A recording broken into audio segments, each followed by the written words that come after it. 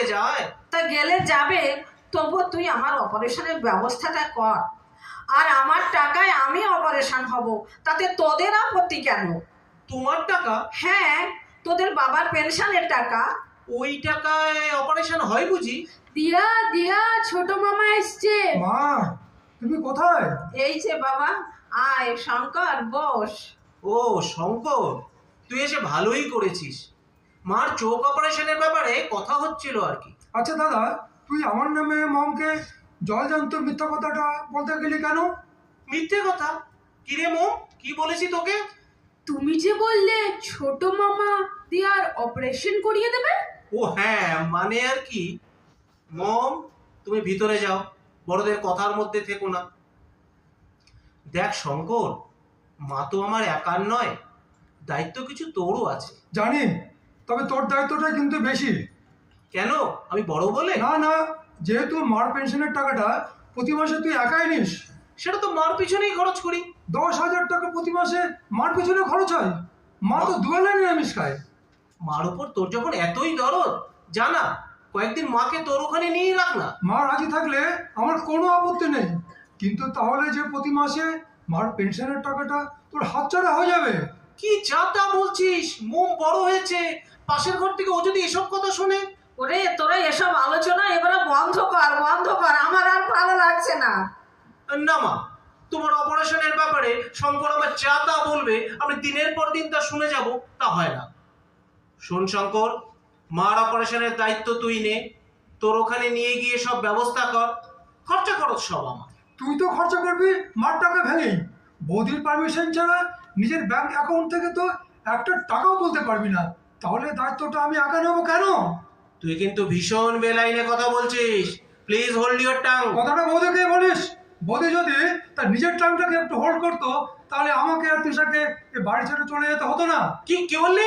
আমার বউ তোদের বাড়ি থেকে? হ্যাঁ হ্যাঁ, ঠিকই বলেছি। তোর আর বৌদির জন্যই মার ছাড়ি অপারেশন এতদিন হয়নি। অপারেশনের কথা উঠলেই তোরা মাকে ভয় দেখিয়েছিস, অপারেশন করলে চোখ নাকি অন্ধ হয়ে যাবে।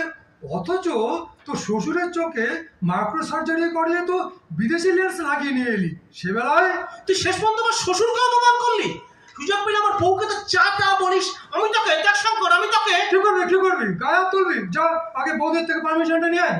তুই কি ভেবেছিস তুই যা খুশি তাই বলবি আর মুখের উপর আমি চুপ করে সহ্য করবো? হ্যাঁ হ্যাঁ, করবি 100 বার করবি, 1000 বার করবি। না, করবো না। হ্যাঁ হ্যাঁ, করবি। ওরে তোরা এ কি শুরু করলি? আমার আর অপারেশনের দরকার নেই, দয়া করে তোরা একটু চুপ কর। মেয়েটা দুদিনের জন্য মামা বাড়িতে এসেছে, আর তোদের এ কোন চেহারা ওই কচি মেয়েটাকে তোরা দেখাচ্ছিস? দূর হয়ে যা আমার চোখের সামনে থেকে। দূর হয়ে যা আমার চোখের সামনে থেকে।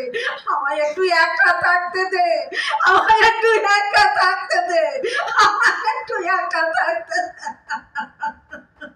কেঁদো না দিয়া, কেঁদো না। মামারা তোমার অপারেশন টাকাটা না দিলেও অপারেশন কিন্তু হবেই। কে দেবে টাকা? তোর মা বাবা? না দিয়া, আমি তোমায় টাকাটা দেব।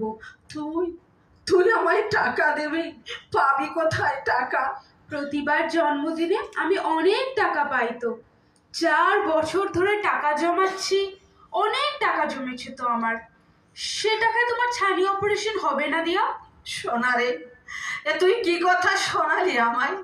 আমার যে বুকের সবই জ্বালা দূর হয়ে গেল রে। তোর মতো মন আর সবার কেন হয় না সোনা? আয় আমার বুকে আয় সোনা, আমার বুকে আয় সোনা, আমার বুকে আয় সোনা, আমার বুকে আয়, আমার বুকে আয়।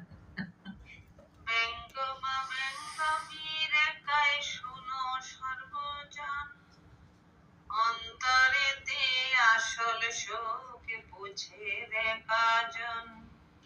অর্থ চাই, বিদ্যা চাই, চিত্ত যে চঞ্চল। শান্তি কোথায় পাবি তবে? সবই কর্মফল।